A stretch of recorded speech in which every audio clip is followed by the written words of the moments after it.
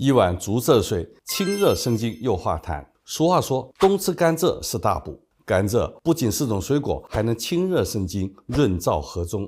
那今天分享它的4种煮水搭配。第一个是甘蔗加梨、陈皮一起煮水，能清热生津、健脾理气，适合腹胀积食、经伤口渴的朋友。那第二个呢是甘蔗黄芪红枣水，能健脾益气、养血安神，适合气血不足、脸黄失眠的朋友。那第三个是甘蔗加生姜、白萝卜煮水，能驱风散寒、止咳化痰，适合受寒引起的咳嗽、胃口不好的朋友。你记住了吗？